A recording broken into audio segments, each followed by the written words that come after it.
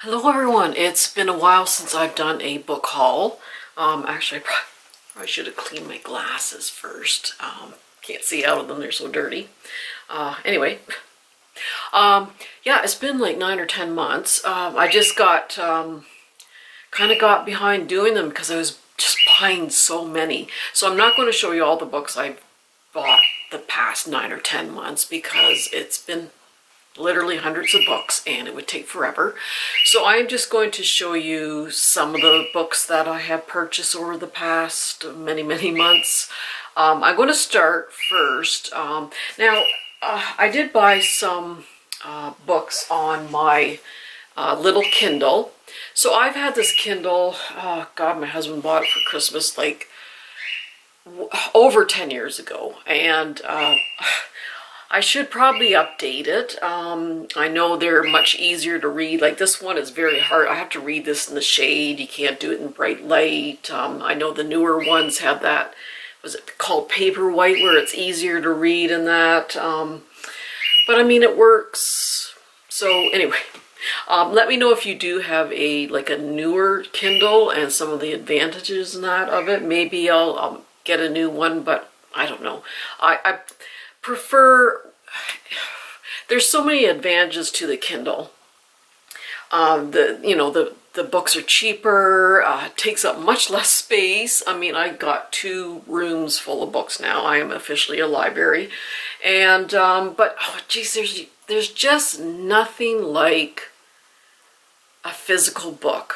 I have been a bookworm, and books have been my security blanket for my whole life. I've gone through a lot of stuff, and I've always just kind of relied on my books to kind of take me away and distract me. And there's just nothing like a physical book.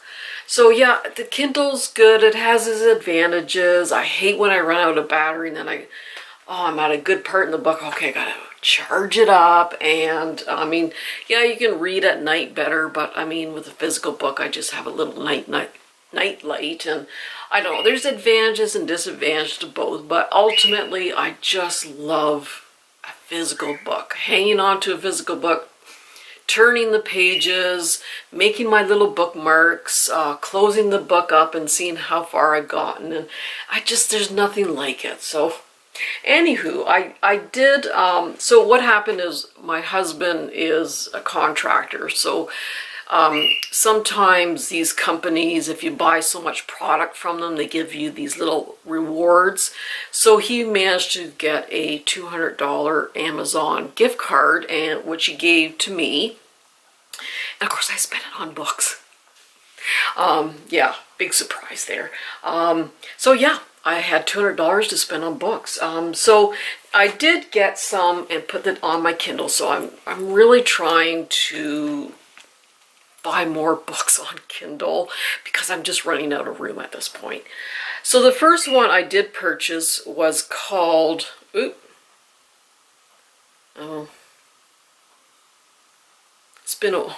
there we go. It's by Elena Collins, and it's called The Witch's Tree.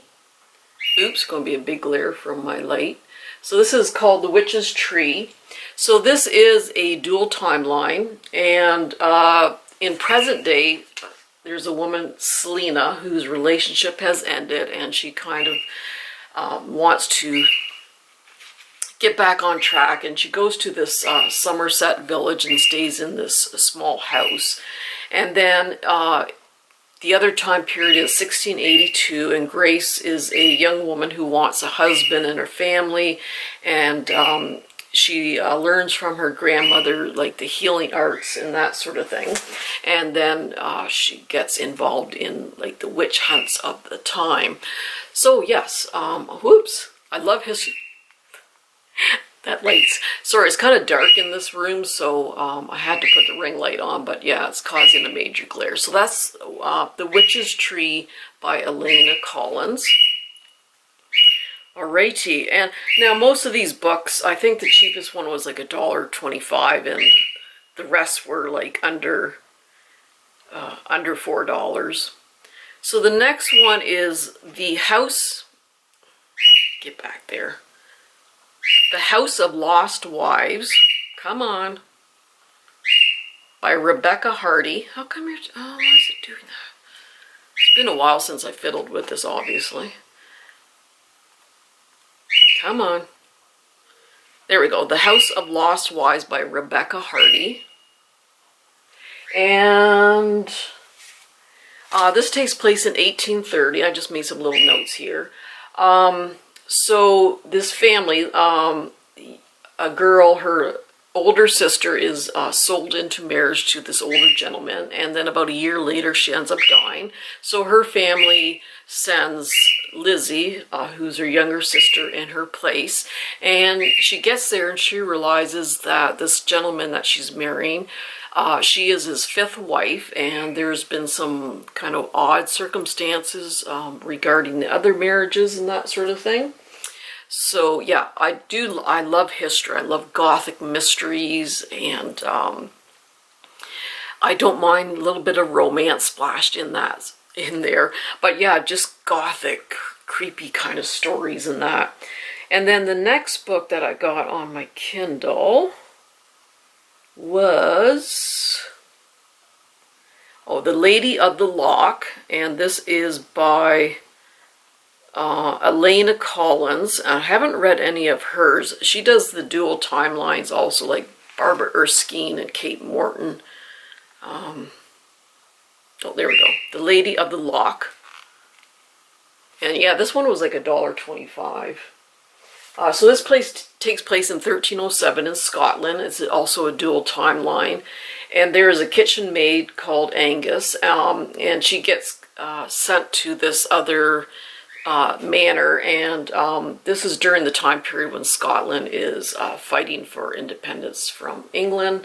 And then in present day, there are twins, and they're caretaking at this particular castle where Agnes was a maid.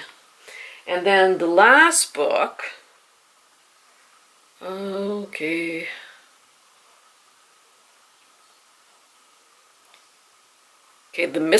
this is called The Missing Girls of Allardyce House by Heather Atkinson.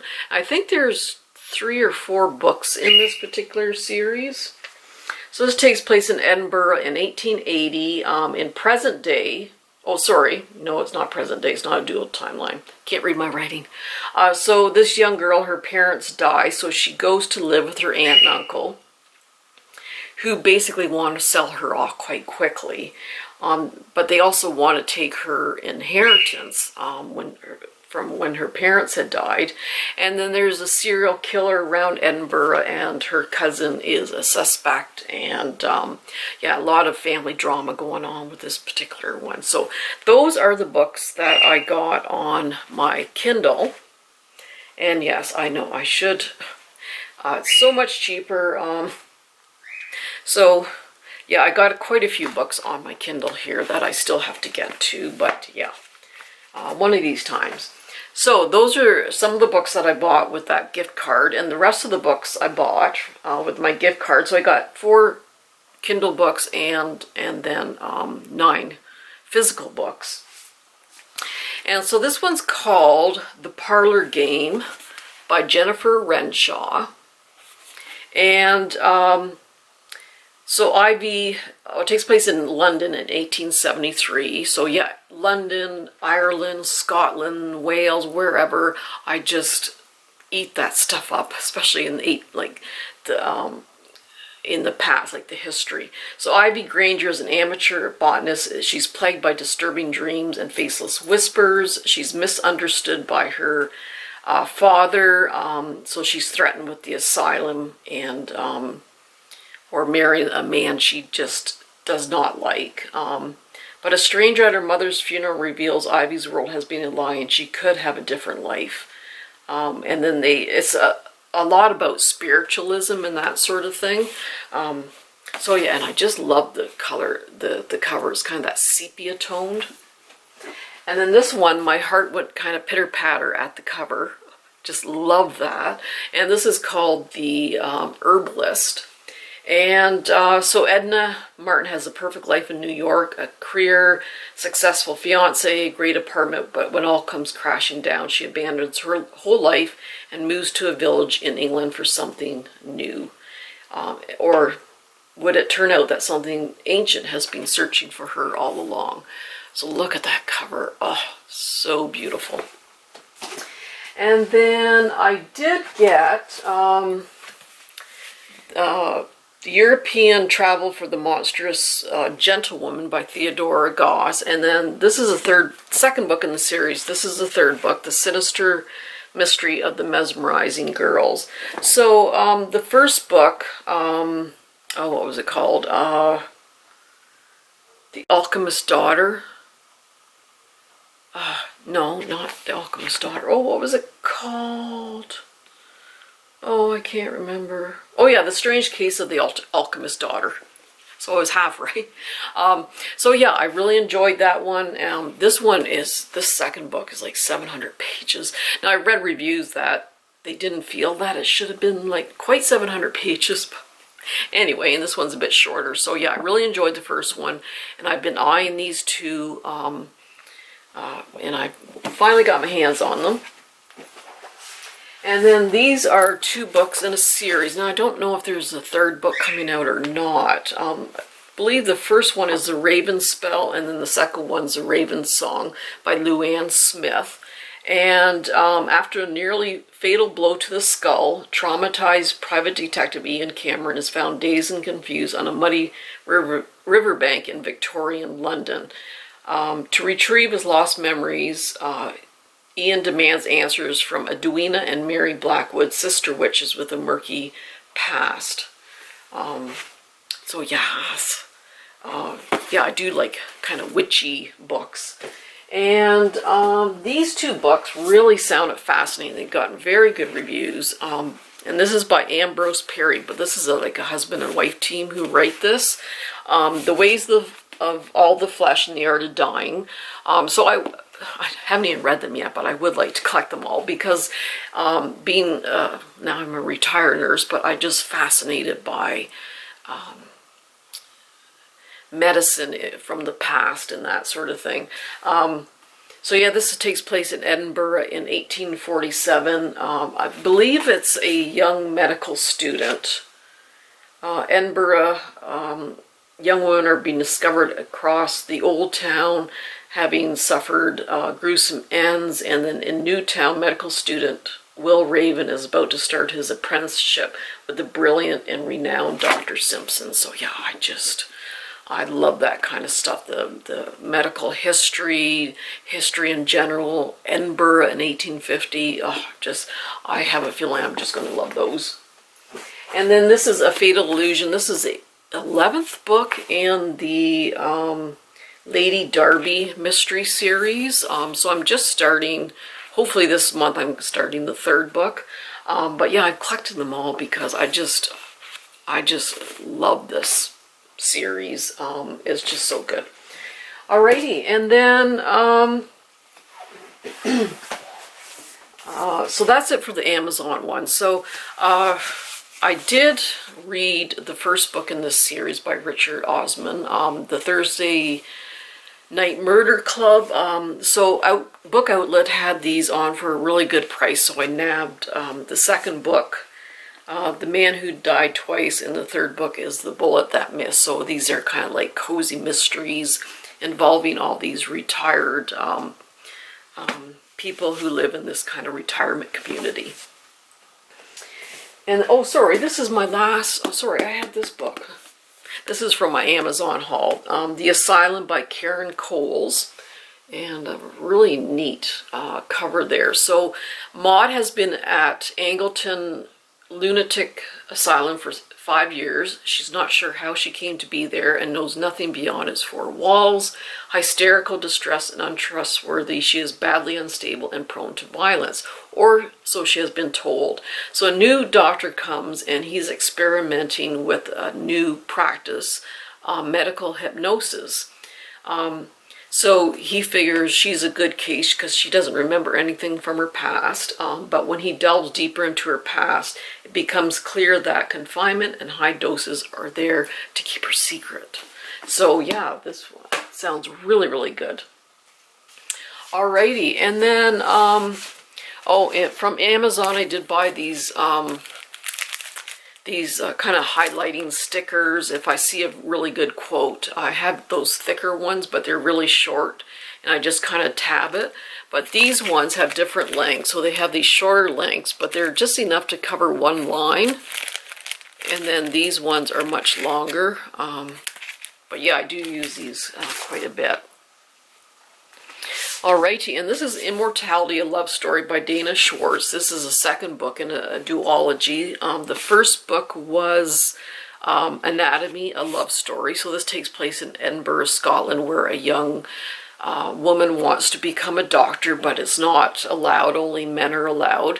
But this one doctor says that if you pass this test, I'll let you get into it. So there's a resurrectionist, which are grave robbers, and they are utilized because then it was illegal to use dead bodies unless they were like criminals.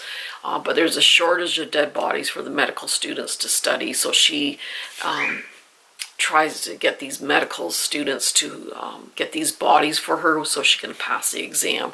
It was a murder mystery. There's a lot going on. It was really quite good. I enjoyed it. So this is the second book in the series. And then I did get Yellowface by R.F. Kuang. So I do have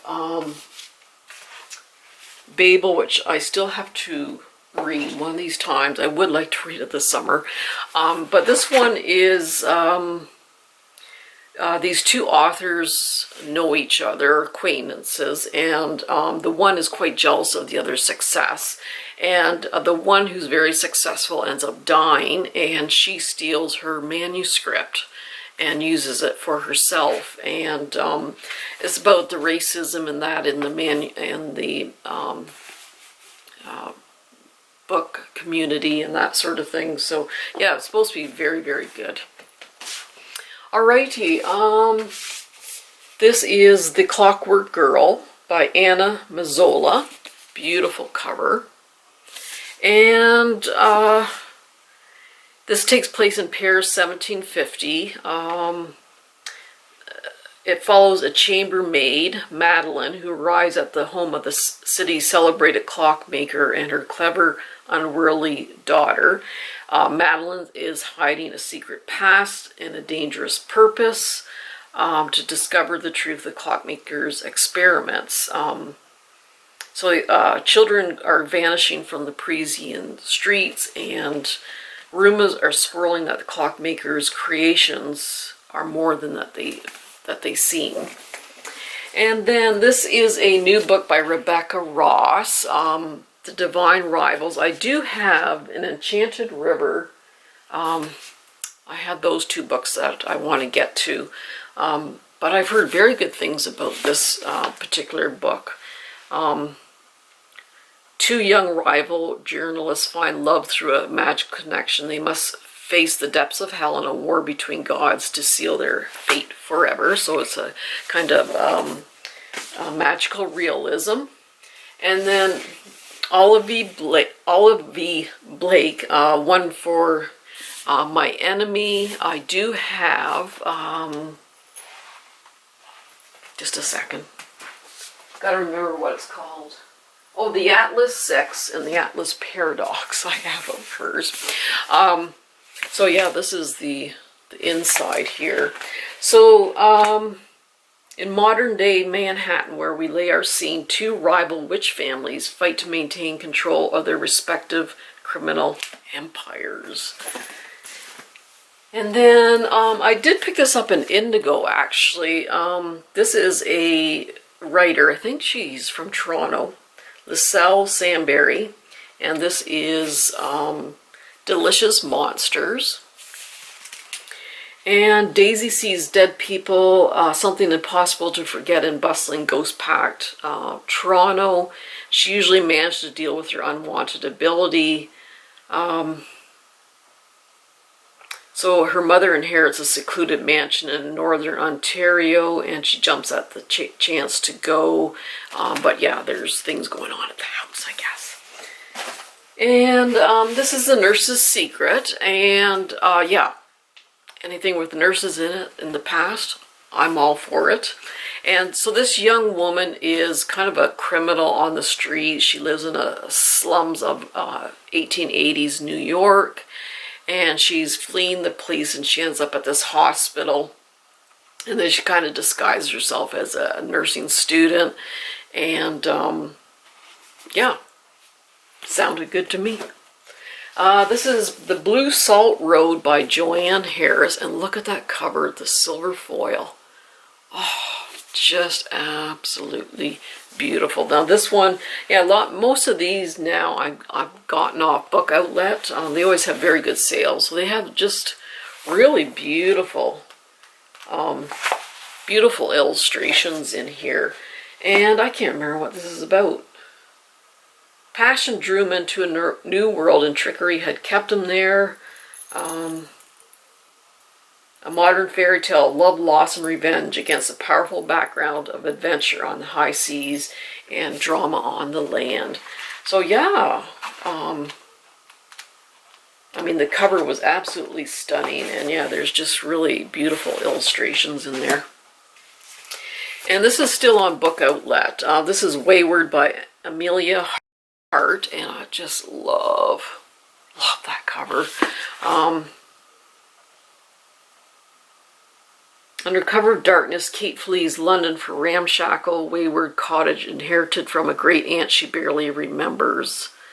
But she soon suspects that her great aunt had a secret, one that lurks in the bones of the cottage, hidden ever since the witch hunts of the 17th century. So in present day it's 2019, and then they go to the past, 1619, and then they also go to 1942. So I do love stories that take like dual timelines. I really just love those. And yeah, the cover, I don't know if you can see, some of the insects are like foiled. Just a really beautiful cover. This is A Deadly Bone to Pick. Also got this off Book Outlet. So this is kind of a murder mystery, and an ex-police officer and former private investigator, Molly Madison, is starting over, and she moves cross-country to California with her golden retriever, and I love anything with a dog on it. And there is like a murder mystery to solve. And this is also another just beautiful cover. This is by Ian Crichton Smith. This is the 50th anniversary of a Scottish classic considered The Lilies. So this takes place when, I don't know, is it 18th century? I think maybe, I just can't quite remember. It was the eviction of the crofters, or like the farmers. The English were evicting the crofters in Scotland.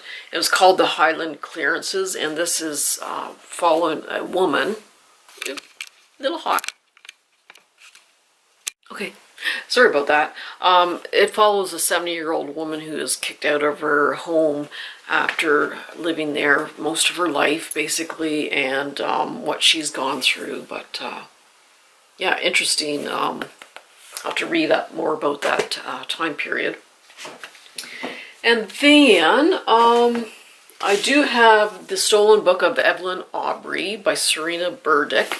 So this is a dual timeline, and in present day it's 2006 California, and Abigail's wondering about who her absent father is. His identity is lost with her mother's untimely death. She's going through some belongings, and she notices that her great-great-grandmother was the author. And in search of answers, she goes to England, where she learns of Evelyn's shocking disappearance. And then they go back to England in 1898 and learn more about her great-great-grandmother, Evelyn. Oh yes, that sounded interesting. And then this one's quite popular, Tomorrow and Tomorrow and Tomorrow by Gabrielle Zevin. So this was on Book Outlet a few times. And every time I went to order it, it was out of stock. It just flew off the shelves. So I finally got a hold of it. So I guess if you really do like video games and that sort of thing, this is supposed to be quite good. It's not a love story. It's just about these two people who meet originally in a hospital, and then they go on to meet later in life, and they make up this video game and that sort of thing. But it's gotten really, really good reviews. And so yeah, I wasn't really into video games, but they said even if you're not, it is a pretty good book. So I'm hoping Jules will actually read that. This is She Is a Haunting by Trang Tan Tran. Really neat cover. So this young girl arrives in Vietnam to visit her estranged father. Let me see. I think they need his help or something. There's financial issues and the family needs help, so they go and stay with him. But yeah, there's some spooky stuff going on in that house. And this is What Lies in the Woods by Katie Alice Marshall. Again, I got this for a very good price on Book Outlet. They were 11 when they sent a killer to prison. They were heroes, but they were liars. So 22 years ago, this woman and her two best friends spent the night roaming the woods.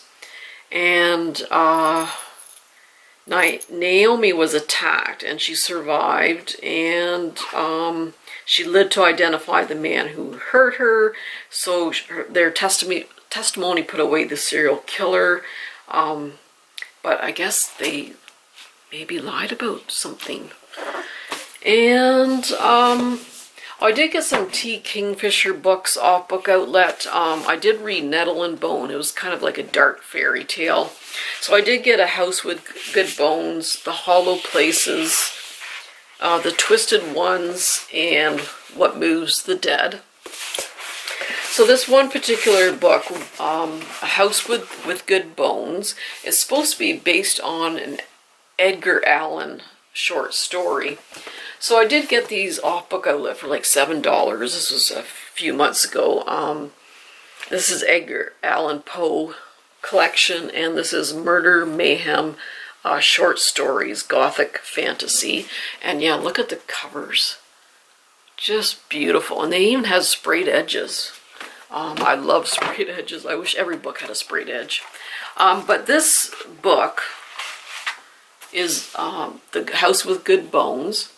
Is supposed to be based on the short story by Edgar Allan Poe, and that's The Fall of the House of Usher. So I'm going to read this first, and then I'm going to read A House with Good Bones. And he even has a little bookmark, and Lou the bird is flying around here. Okay, almost done. Now, I think there's just 2 books in the series so far. The third one might be coming out. But again, these are kind of mysteries that take place in like Gothic Victorian England, which I just love. And I think the first one's Down a Dark River, and this is Under a Veiled Moon. And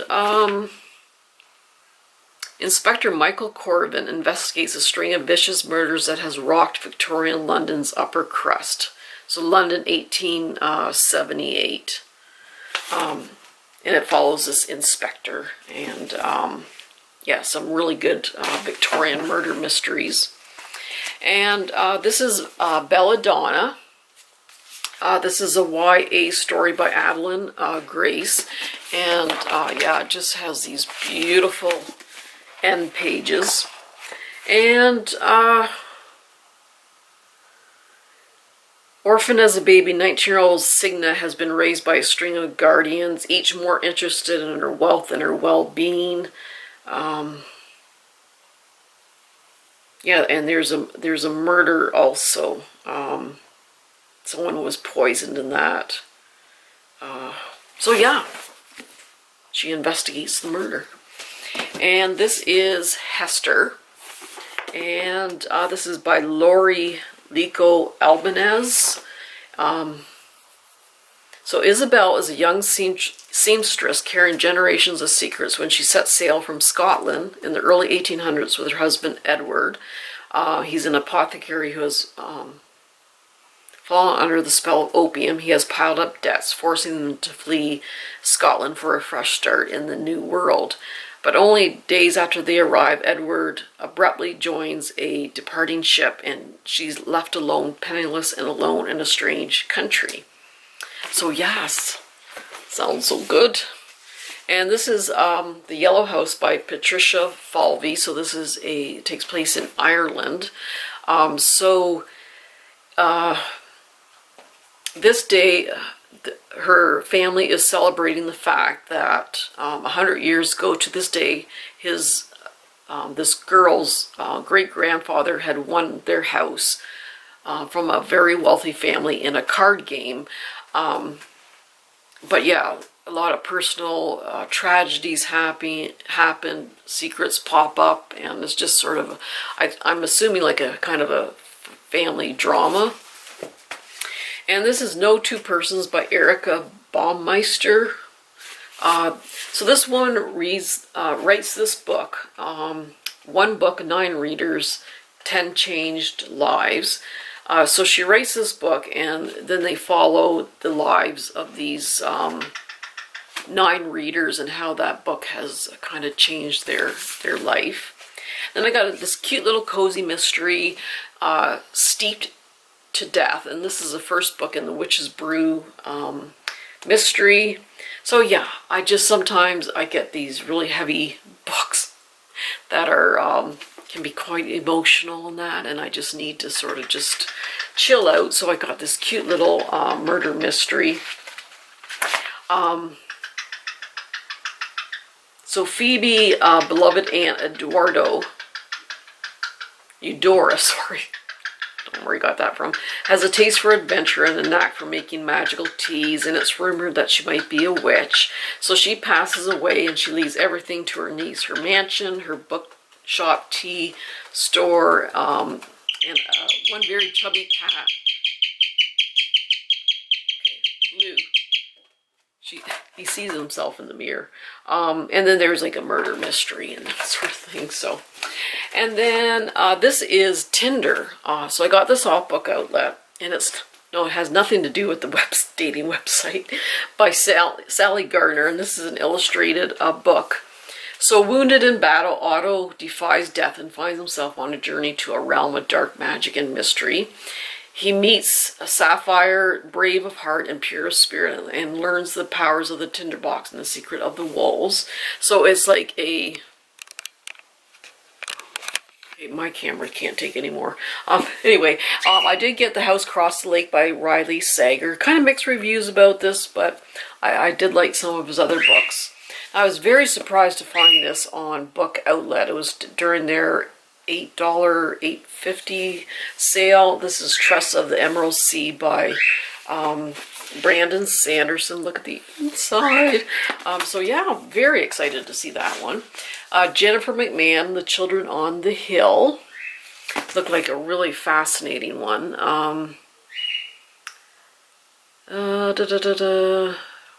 At a renowned treatment center in picturesque Vermont in 1970, the brilliant psychiatrist is acclaimed for her compassionate work with the mentally ill. So yeah, I'm not going to go into too much detail because I'm going to run out of battery again. Killers of a Certain Age. She does the Veronica Speedwell mysteries. It's about retired women who are assassins and people are trying to kill them. And this is called The Spite House by Johnny Compton. So his family is in Texas, and they're told to look after this place, which is considered the most haunted place in Texas, and what the family goes through. So anyway, I'm going to run out of battery again, but that's it. Again, this could be like 5 hours long, this video. I just highlighted some of the stuff that I bought in the past 9 months, 10 months. But yeah, I have like piles of books everywhere. So, but that's it. So yes, I did get some of those wonderful Victorian, a lot of Victorian mysteries, Gothic tales. I just love that stuff, especially when there's a lot of medical stuff in it. So yeah, anyway, I better quit while I'm ahead. So that's it. I hope you enjoyed. See you soon. Bye-bye.